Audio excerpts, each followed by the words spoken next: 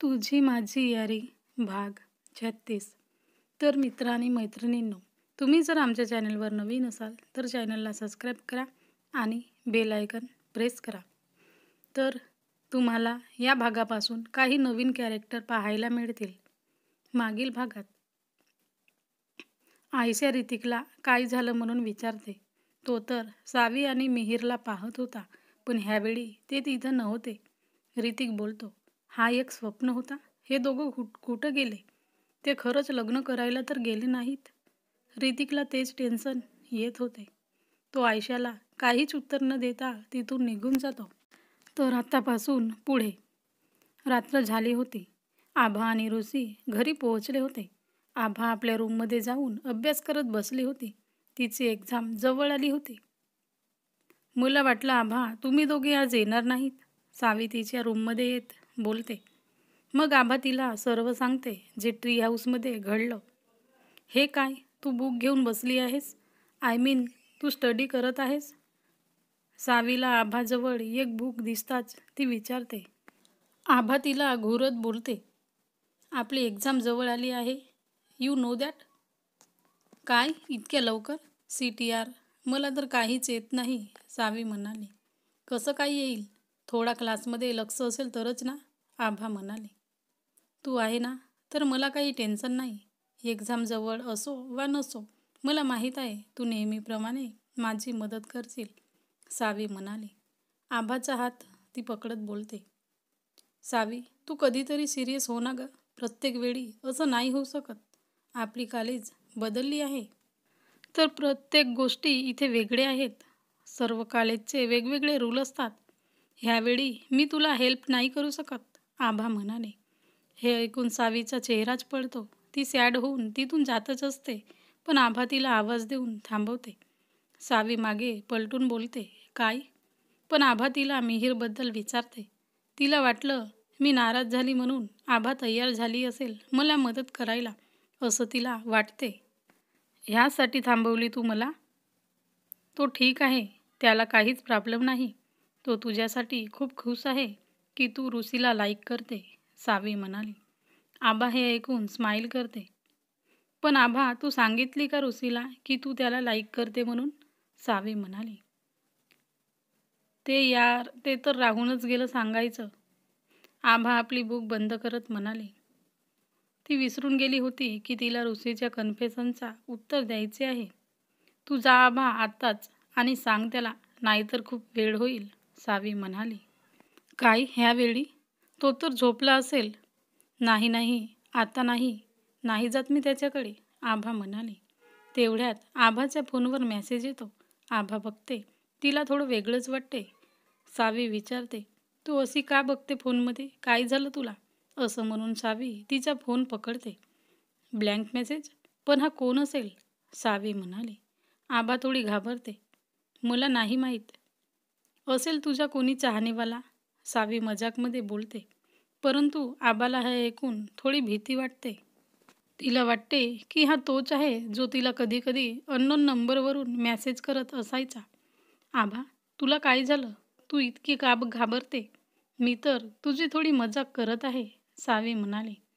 आभा सावीला घट्ट मिठी मारते. सावीला तर काहीच कळत नाही की आभाला अचानक काय झालं. ती आभाला आराम करायला सांगून तिच्या रूममधून बाहेर जाते. ती विचार करते, आभा का इतकी घाबरली? तो ब्लँक मेसेज पाहून चुकून सेंड झाला असेल कोणाच्या हातून. ऋषी ब्रोला सांगू का ह्याबद्दल? ती ऋषीच्या रूमकडे जाते आणि दरवाज्यावर नॉक करते. ऋषी दरवाजा खोलतो. मला तुला काही सांगायचे आहे, सावी म्हणाली. काय झालं सावी, सांग ना. आणि ह्यावेळी काय सांगायचे आहे तुला, ऋषी म्हणाला. सावी त्याला त्या ब्लँक मेसेजबद्दल सांगते.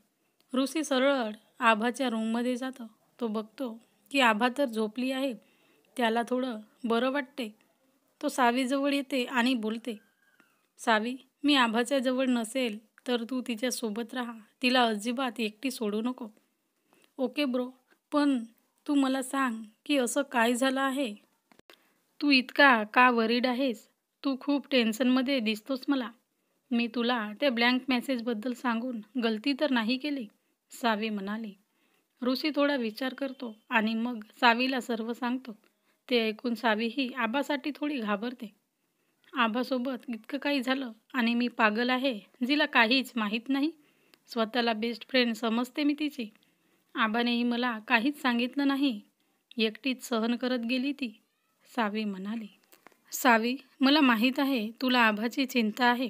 कदाचित तिला असं वाटले की तू उगाच परेशान होशील म्हणून तिने तुला काही सांगितलं नसेल. ऋषी म्हणाला. तो कोण असेल आणि का करतोय असा, काही माहीत झालं त्याच्याबद्दल? सावी म्हणाली. नाही सावी, पण आम्ही त्याला लवकरच पकडू. तो आपल्या कॉलेजमध्येच आहे. तू सुद्धा ह्याबद्दल आम्हाला काहीच सांगू नको. ती परत त्या सर्व गोष्टीमुळे डिस्टर्ब होईल. ऋषी म्हणाला. मी नाही सांगणार तिला आणि मी स्वतः तिची काळजी घेईल. मी सुद्धा तुझी मदत करेल त्याला पकडण्यात, सावी म्हणाली. ऋषी स्माईल करून तिला मिठी मारतो. खूप वेळ झाली म्हणून तो तिला झोपायला पाठवतो आणि स्वतःही झोपतो. सकाळी आज ऋषी, आभा आणि सावी तिघेही सोबतच कॉलेजमध्ये जायला निघाले होते. सावी, जी की आभाला इशारा करत बोलत होती की तिने ऋषीला आपली फिलिंग सांगावी. मग आभाही तिला इशारा करत सांगते की कसं सांगू. दोघींचे इशाऱ्यातच बोलणे चालू होते. ऋषीही त्यांना असं करताना पाहतो.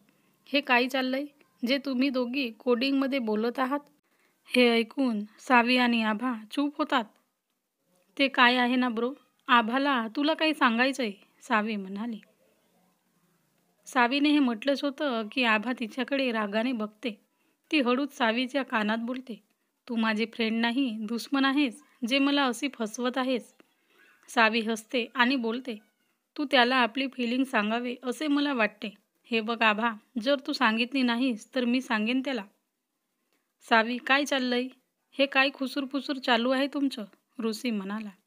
मग दोघी आणखी शांत होतात. कॉलेज येतो. ऋषी गाडी थांबवतो आणि सावीला उतर म्हणतो.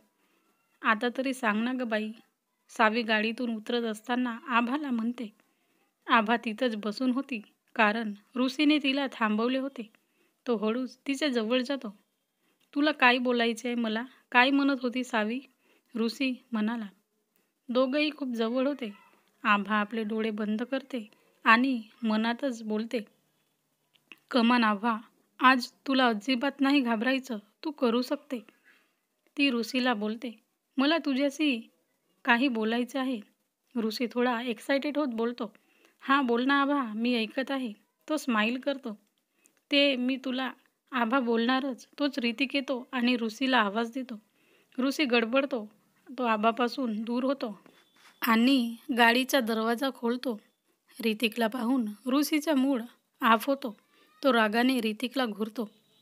सॉरी, ऋतिक आभाला पाहून बोलतो. त्याला वाटते उगाच डिस्टर्ब केलं. ऋषी त्याला इग्नोर करतो. तो आभाला पाहतो पण आभा तिथं नव्हती. ही कुठं गेली? ऋषी विचार करतो. दुबईमध्ये. तिकडे दूर देशात दुबईमध्ये एक खूप मोठा घर आहे जो की शहराच्या मधोमध आहे. त्या घरी गाड्यांची एक लाईन लिहून थांबते. एका कारमधून एक हँडसम माणूस बाहेर निघतो, ज्याची वय कदाचित 48 असेल. तरीसुद्धा तो एका नौजवानपेक्षा काही कमी नव्हता. त्या व्यक्तीने काळ्या रंगाचा वन पीस सूट घातला होता. तो घरात जातो. त्याच्या मागे मागे त्याचा असिस्टंटसुद्धा जातो. सर, तुम्ही त्या खुरानाची डील कॅन्सल का केली? त्यामध्ये आपलाच प्रॉफिट होता. हा बेस्ट प्रपोजल होता आपल्यासाठी, तो असिस्टंट म्हणाला. बेशक आपल्याला बिझनेसमध्ये प्रॉफिट होता, पण लाईफमध्ये अजिबात नाही विकी. तो व्यक्ती त्याच्या असिस्टंटचं नाव घेत बोलतो. सर, असं का बोलत आहात तुम्ही? विक्की म्हणाला. विकी पर्सनल लाईफ आणि बिझनेस लाईफचा एक प्लॅटफॉर्म आहे जो की कधीच सोबत चालत नाही आणि तुला चांगल्या प्रकारे माहीत आहे, तो व्यक्ती म्हणाला. येस सर, परंतु ती मुलगी आपल्या छोट्या सरांसाठी चांगली होती, विक्की म्हणाला. हो, ते बरोबर आहे तुझं, पण माझ्या नजरेमध्ये आधीपासूनच एक मुलगी आहे, तो व्यक्ती म्हणाला. इकडे कॉलेजमध्ये आबा सावीच्या मागे धावत आली होती. ती बोलते. सावी, सावी थांब. आभा, तू इतकी दम का टाकत आहे? तू तर ऋषीसोबत होती ना? सावी म्हणाली. माझ्याने नाही होणार सावी, मी नाही बोलू शकत त्याला. आभा म्हणाली. मला समजलं तुझं. तू काहीच करू शकत नाही. डरपोक कुठली? मी बोलते त्याच्याशी, सावी म्हणाली. नाही नाही, काही गरज नाही. मीच करेल जे करायचे आहे ते, आभा म्हणाली. कसं होईल ग तुझं? बेचारा ऋषी, तो किती वाट पाहत आहे की तू कधी सांगशील त्याला आपली फिलिंग्स, सावी म्हणाली. ऋषी जो की ऋतिकसोबत केबिनमध्ये होता. काही माहीत झालं? ऋषी म्हणाला. नाही ऋषी, पण तो ब्लँक मेसेज पाठवून काय साबित करायचे आहे त्याला, ऋतिक म्हणाला. ब्लँक मेसेज नाही, तो आपल्याला चेतावणी देत आहे, ऋषी म्हणाला. कसली चेतावणी? ऋतिक न समजून म्हणाला. तू सोड हे सर्व आणि आयच्याकडून अपडेट घेत राहा, ऋषी म्हणाला. ऋतिक ऋषीला आभाबद्दल विचारतो. आभा ठीक तर आहे ना? तेवढ्यात ऋषीला आठवते की आभा त्याला काहीतरी म्हणत होती, परंतु ऋतिकच्या येण्याने ती गेली. असाच एक आठवडा निघून जातो. एक्झामसुद्धा आली होती. सावी आणि आभा दररोज ऋषीसोबतच कॉलेजमध्ये येत होते आणि घरी जात होते. आभा मध्ये मध्ये ऋषीशी बोलण्याची हिंमत करत होती, पण ती काहीच बोलली नाही. सावी तिला ह्याच गोष्टीसाठी तिच्या मागे लागली होती. आभा तिला म्हणायची की एक्झाम संपल्यावर सांगेल त्याला. ईशान्य आणि रोहन मागच्या काही दिवसांपासून कॉलेज अटेंड करत नव्हते. हे सावी आणि आभाच्या लक्षात आले. तर मित्र आणि मैत्रिणींनो, हा भाग कसा वाटला कमेंटमध्ये सांगा आणि जास्तीत जास्त शेअर करा, कारण की आपल्याला पाहिजे तसे व्ह्यूज मिळत नाही आहेत.